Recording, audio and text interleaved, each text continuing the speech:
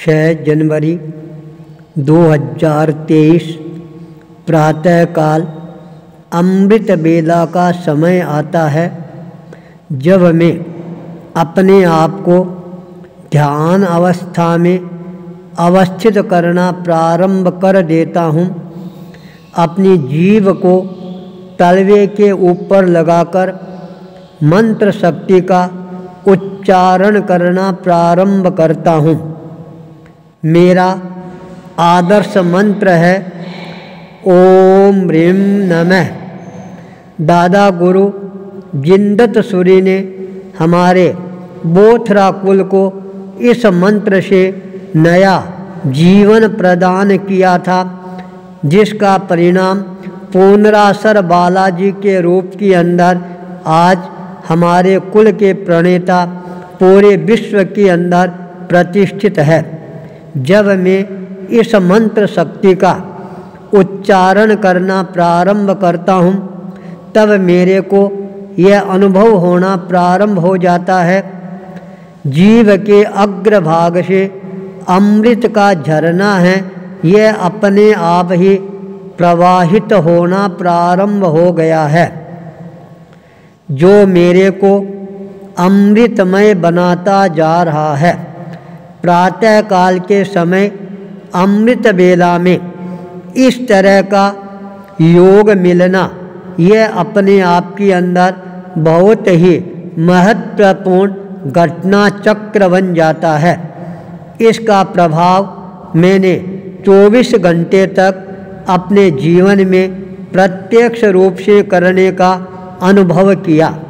प्रातःकाल जब हम परिभ्रमण करने के लिए जाते हैं, योगी कुशल कुमार जी, जिनके स्किन की थोड़ी सी समस्या थी, डॉक्टर विजय वर्गीय से हमारा संपर्क हो चुका था और हमने सोचा आज हम डॉक्टर विजय वर्गीय का उपयोग कर लेंगे, पर दुकान बंद नज़र आती है। हमारी आशाओं पर तुषारपात होना प्रारंभ हो जाता है, पर मन में संकल्प था जिस कार्य के लिए आए हैं वह कार्य अवश्य ही पूरा होगा। जब हम परिभ्रमण करके वापिस लौटते हैं, डॉक्टर विजय वर्गीय तो नहीं मिला, पर उनका सुपुत्र है वह दुकान खोलता हुआ अवश्य ही मिल गया। बहुत ही श्रद्धा भक्ति के साथ उसने स्किन की दवाई है वह हमारे को सादर समर्पित की। यह है अमृत बेला में झरने वाले अमृत का प्रभाव। जब हम वापिस लौट रहे थे, अचानक रास्ते के अंदर एक नवयुवक हाथ जोड़कर खड़ा हो जाता है, निवेदन करता है, यह है मेरा गोडावन, आप पधारे, अनुकंपा करवाएं, कृपा करवाएं। मेरा नाम मुकेश योगी है। मुकेश एक दिन पहले ही मेरे संपर्क में आया था। आज उसकी भावना साकार रूप ग्रहण करना प्रारंभ कर देती है। उसकी ऑफिस में जाती हैं, 3 गोडाउन उसके पास में हैं और जहाँ पर बहुत सारा माल है वह भी रखा हुआ है। 10 मिनट तक हमारे को वहाँ पर रुकने का अवसर मिला। उस समय उसकी श्रद्धा भक्ति और समर्पण को देखकर मेरा मन अभिभूत होना प्रारंभ हो जाता है। 35 वर्ष का नवयुवक 9 बजे ऑफिस खोलता है, 10 बजे ऑफिस बंद करता है। 10 से 12 2 घंटे तक हमेशा शिव मंदिर जाता है, वहाँ पर साधना उपासना पूजा करता है। उसके पश्चात आकर अपना वापिस ऑफिस संभालता है। नवयुवक के मन में इस तरह से श्रद्धा का जागरण होना, यह भी अपने आप के अंदर महत्वपूर्ण घटना बन जाती है। अमृत बेला का, अमृत झरने का यह मैंने साक्षात अनुभव किया। नवयुवकों के मन के अंदर आज भी आस्था के भाव है। कितने ज़्यादा सुदृढ़ और मजबूत नजर आ रही हैं। जब आ रहे थे रास्ते के अंदर अचानक एक मोटरसाइकिल रुकती है। नवयुवक हाथ जोड़ता है, जय जिनेंद्र बोलता है। जब उससे परिचय हुआ, वह मूर्ति बनाने का काम करता है। मूर्तिकार गोलू, उससे परिचय होता है और उसने बहुत ही विनम्रता के साथ निवेदन किया, मैं मूर्तियां बनाता हूं और मेरी मूर्तियां अनेकों जैन मंदिरों में भी प्रतिष्ठित हो चुकी है।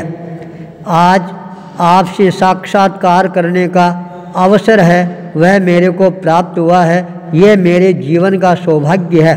मैं बहुत जल्दी आपके चरणों में प्रस्तुत होने का प्रयास करूंगा। मेरी श्रद्धा को आप हमेशा स्वीकार करते रहना। अमृत वेला के समय में झरने वाले अमृत का मैं यह साक्षात प्रभाव के रूप में देख रहा हूँ।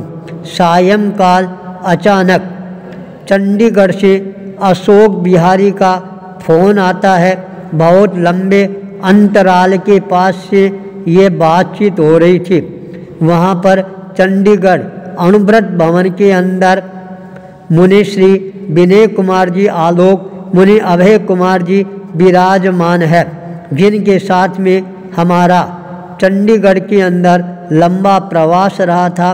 सारी स्मृतियाँ लौटनी प्रारंभ हो जाती है। मुनि विनय कुमार जी से भी लंबी बातचीत होती है और उन्होंने मेरे को एक बात की स्मृति दिलाई। मैंने आपको पहले ही कहा था, आप भूल चूक कर भी संबोधि पार्श्वनाथ तीर्थ के प्रांगण में कभी भी नहीं पधारे। एक बार जो व्यक्ति आपको इतना आग्रह कर रहा है, निवेदन कर रहा है, प्रार्थना कर रहा है, उस व्यक्ति को मैं बहुत ही अच्छी तरह से जानता हूँ। किस तरह से वह औरों को अपने अधीन करता है, उनके रकम को, पैसे को हड़पता है और किस तरह से वह रद्दी कागज समझकर उनको पहुँच कर फेंक देता है। आप मेरी इस बात को हमेशा याद रखना। आज जब उन्होंने यह बात मेरे को याद दिलाई, मेरे को सारा घटना चक्र है वह याद आ जाता है। विजय बोथरा की काली करतूती हैं वो अपने आप ही सामने आनी प्रारंभ हो जाती है। अमृतमय जीवन बनाने के लिए सारी की सारी घटनाएं अपने आप ही मेरे को नया दिग्दर्शन कराना प्रारंभ कर देती है। सफ़ेद पोश जो लोग होते हैं, ऊपर से भले ही वो सफ़ेद झकाझक करते हुए कपड़े साधक के रूप में पहनते हैं, पर उनका जो मन है वह उतना ही ज़्यादा काला होता है, कुटिला होता है और वो अपनी गंदी हरकतों से कभी भी बाज आने वाले नहीं होते हैं। पर जो व्यक्ति महान होते हैं उनकी सारी गलतियों को नज़रअंदाज कर देती हैं। जब मेरे साथ में घटना चक्र घटा, मैंने अपना जीवन बालाजी के प्रति एक तरह से समर्पित कर दिया था। पूर्णासर बालाजी जो हमारे कुल के प्रणेता है, दादा गुरु जिंदसूरी का हमारे पर बहुत बड़ा उपकार रहा है। उनके द्वारा प्रदत्त मंत्र ओम ह्रीम नमः, यह बोथरा कुल को नया प्राण प्रदान करने वाला है। दादा गुरु के प्रति मेरे मन में बहुत ज़्यादा आस्था है। बीतराग भगवान, आचार्य भिक्षु, जयाचार्य और आचार्य तुलसी मेरे श्रद्धा के केंद्र बिंदु है। आज का पूरा दिवस है मेरा अमृतमय बेला के साथ के अंदर प्रारंभ होता है और सायंकाल अमृतमय क्षणों के अंदर ही संपन्न होता है, जो मेरे को नए अनुभवों को अपने आत्मसात करवाने के अंदर सफलताएं प्रदान करवाता रहता है। मेरे अनुभव मेरे लिए ही नहीं, आप सभी श्रोताओं के लिए भी और ज़्यादा महत्वपूर्ण बनेगा। इसी मंगल भाव के साथ आचार्य भूपेंद्र, जयपुर, राजस्थान की राजधानी।